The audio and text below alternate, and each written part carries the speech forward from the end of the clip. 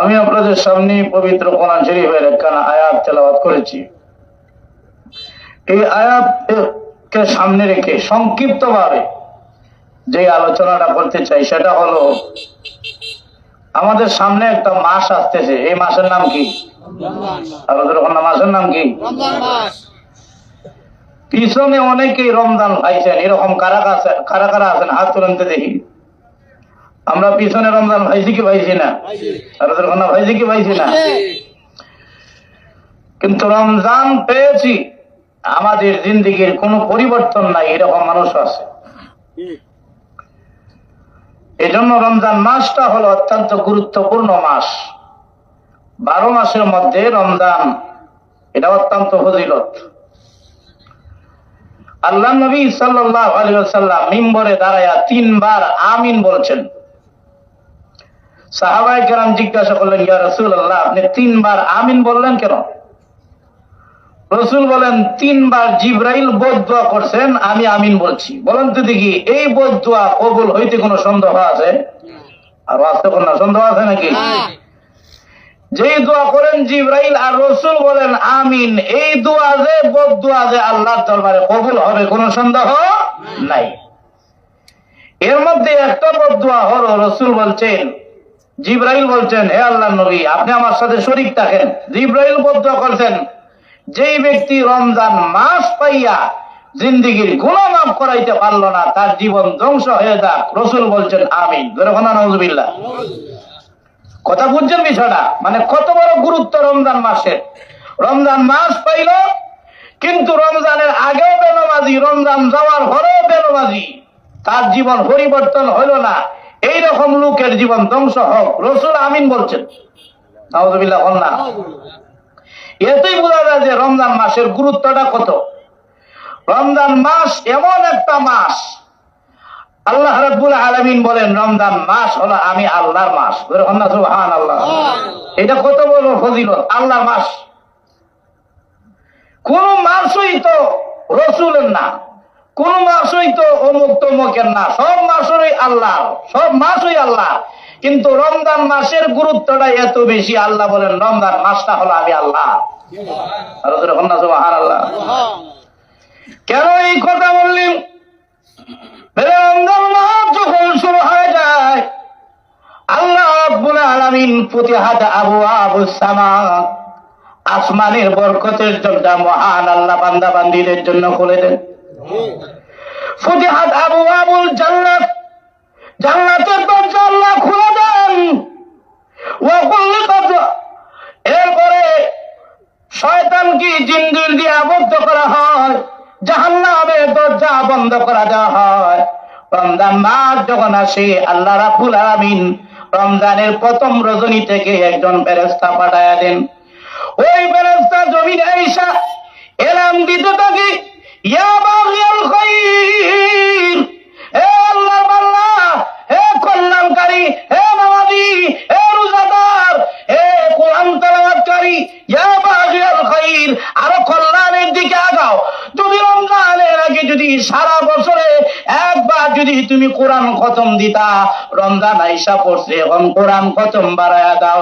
কারণ রমজান মাসে যদি কোন ব্যক্তি একটি নফল আদায় করে, তাহলে আমলনামার মধ্যে মহান আল্লাহ একটা ফরজ আদায়ের সমান সর্দার করেন।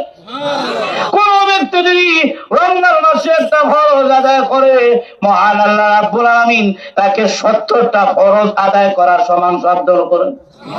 কোন ব্যক্তি যদি রমজানে একটা কোরআন তেলাওয়াত করে, অর্থাৎ একটা কোরআন খতম দেয়, 70টা কোরআন খতমের দোয়া সব তার আমলনামায়। এত সম্মান বেশি রমজান মাস, এমন সম্মান আল্লাহ রাব্বুল আলামিন রমজান মাস আসল সদরনি আল্লাহ রাব্বুল আলামিন জান্নাতকে সাজাইতে থাকেন। না বাস্তব সুবহানাল্লাহ। ফেরেশতারা বলে, প্রভু জান্নাত কেন সাজাইলা? আল্লাহ রাব্বুল আলামিন বলেন, ফেরেশতারা রে, রমজান আসার আগে আগে আমার প্রিয় আল্লাহ তারা নিজেকে সাজানোর প্রস্তুতি নিচ্ছে, তাই আমি আল্লাহ তাদের দেখা দেখি আমি আল্লাহ জান্নাত সাজাচ্ছি। এমন একটা রমজান মাস, যেই রমজান মাসে যেই ব্যক্তি নাকি রোজা আছে, নবী এই রমজান মাসের তো আলাদা ফজিলত আছেই, এরপরে রমজানের মাঝে সবচাইতে বড় আমল হলো রোজা। ঠিক কিনা? রোজা কি খাইয়া না খাইয়া?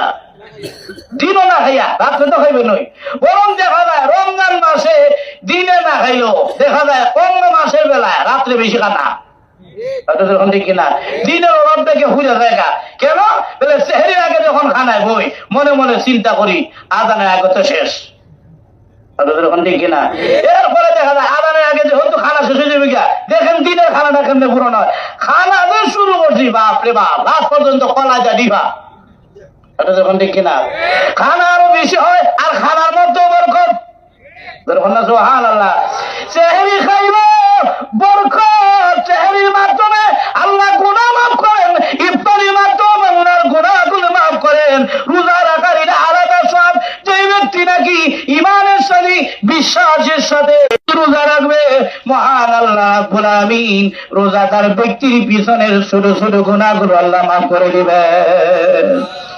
শুধু তা না, রোজা রাখলে কেমন সব কেমন ফায়দা আল্লাহ বলেন, যে ব্যক্তি আল্লাহর উদ্দেশ্যে আল্লাহর সন্তুষ্টির জন্য যে ব্যক্তি একটা রোজা রাখবে, একটা কাক ছোট কাল থেকে নিয়ে দৌড়াইতে দৌড়াইতে মৃত্যুর আগ পর্যন্ত যত দূর যাবে, লোকেরা বলে কাকের 1000 বছর হায়াত হয়। একটা রোজা যদি আল্লাহ সন্তুষ্টি রাখে 1000 বছর পর্যন্ত মহান আল্লাহ একটা খাঁটি রোজাদারকে জাহান্নাম থেকে দূরে রাখবেন। আরো আসতে কোন সুবহানাল্লাহ।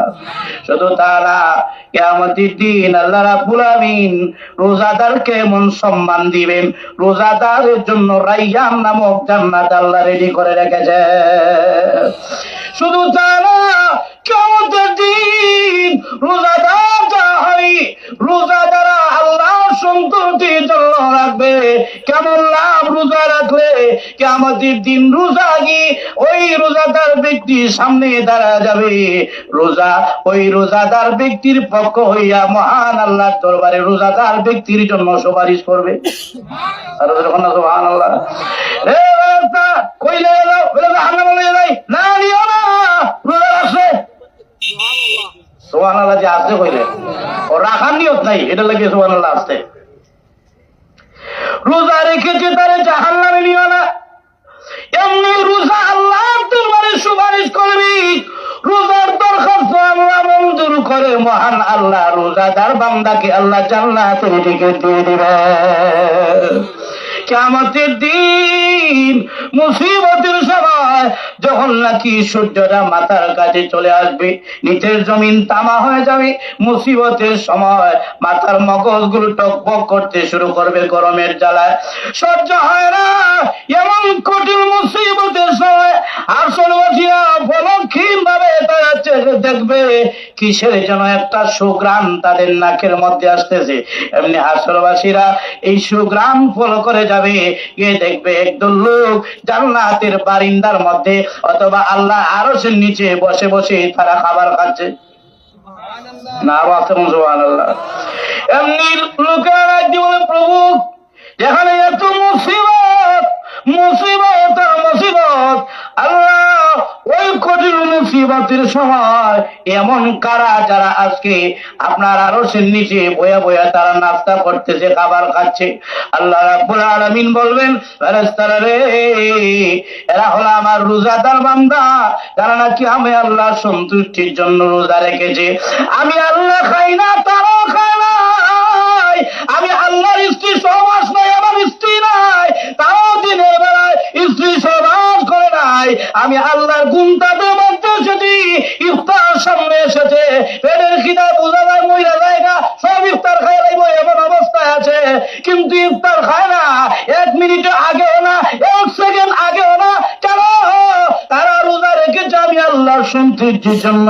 সামনে যারা খাবার রাইখা দুনিয়াতে রোজা অবস্থায় খাবার খায় নাই, আমি আল্লাহ কিয়ামতের দিন তাদেরকে আজকে মুসিবতের সময় মেহমানদারির ব্যবস্থা করেছি। চিন্তা করেন কেমন সব রোজা। এই জন্য রোজা রাখার দরকার আছে কিনা নাই? আর রোজা রাখার দরকার আছে কিনা নাই? সব আমল দেখানো যায়, কিন্তু রোজার আমল দেখানো যায় না। ঠিক কিনা? অনেকে নামার পরে দেখবেন দরজা লাগায় লম্বা লম্বা নামাজ, কিন্তু যখন নাকি দরজা বন্ধ, দরজা লাগায় লম্বা নামাজ পড়ে, কিন্তু মসজিদে গিয়ে মুরগে যেমনি খাবার খায় এত তাড়াতাড়ি রুকু সেজদা দেয়। আছে কিনা নাই? আবার এরকম আছে, এইরকম যে লোক দেখানোর জন্য নামাজ পড়ে, বাড়ির মধ্যে পড়ে তাড়াতাড়ি, মসজিদ হয়ে দেখা যায় ধীরে ধীরে নামাজ পড়ে। কেন বলে বুঝায় আমি নামাজি, নামাজ দেখানোর সুযোগ আছে। হজ কইরা হাজি নাম ফালাইতো, কিন্তু নামাজ পড়ে না, দাঁড়িয়ে রাখে না, বউরে ফদ্দার থাকে না, নিজেও ফদ্দার থাকে না। জাকাত দেয় অনেক সময় দেখানোর জন্য, জাকাত ফরজ হয়েছে, তার উপরে 5 লাখ টাকা 20টা লঙ্গি দিয়া হয়ে জাকাত আদায় হয়ে গেছে গা। বাপরে বাপ, বিল্ডিং এর থেকে উপরে উঠা এই নাও জাকাতের লঙ্গি, দেখা যায় 20টা লঙ্গি 20টা লঙ্গি দিতে গেছে, আর 20 লঙ্গি দেওয়া হয়েছে 30 জন মানুষ। বাপরে বাপ, হাত পা ভাঙ্গা সব ল্যাংরা। এটা কি আল্লাহ সন্তুষ্টি লাগিয়া না দেখাইবার লাগিয়া? এই জন্য সব আমল দেখানো যায়, কিন্তু রোজা দেখানো যায় না, কারণ রোজাটা মানুষ রাখে আল্লাহর সন্তুষ্টির জন্য। এই জন্য আল্লাহ রাব্বুল আমিন বলেন, দুনিয়ার মানুষেরা রে, তোমরা যারা আমি আল্লাহর সন্তুষ্টির জন্য রোজা রাখো, ও দুনিয়ার মানুষেরা রোজা রাখো তোমরা আমি আল্লাহর সন্তুষ্টির জন্য।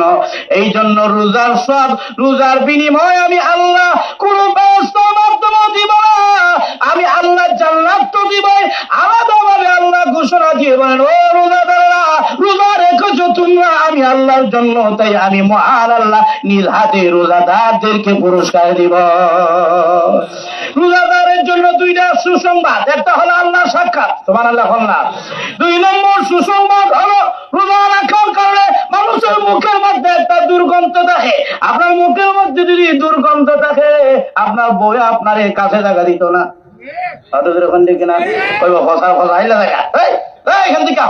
মুখের মধ্যে দুর্গন্ধ কেন?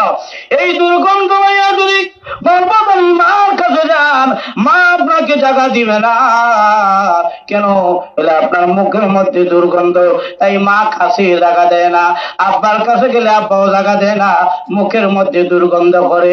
কিন্তু আল্লাহ রাব্বুল আমিন বলেন, ও রোজাদার, আমি আল্লাহর সন্তুষ্টির জন্য রোজা রেখেছো, এই জন্য তোমাদের মুখের মধ্যে যদিও দুর্গন্ধ, ওই দুর্গন্ধ আমি মহান আল্লাহর কাছে মেশকে আম্বরের চাইতে আরো প্রিয় মনে হয়। সেই রোজা রাখার দরকার আছে কিনা নাই? রোজা কি নফল? আপনাদের ওখানে নফল নাকি নাকি শূন্য? ফরজ করেছেন কে? ইয়া আইয়ুহাল্লাযীনা আমানু, ঈমানদার কারা? কোন আমরা? ঈমানদার কারা? কুতিবা আলাইকুমুস সিয়াম,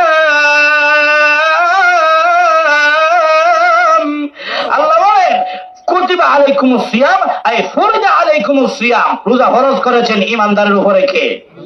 আল্লাহ। আর যখন না আল্লাহ অনেকে আরে কি বিপদ ভালোইলো রে আল্লাহ, আল্লাহ বলেন না বিপদে না, কামা কুতিবা আলাল্লাযীনা মিন ক্বাবলিকুম লাআল্লাকুম তাত্তাকুন।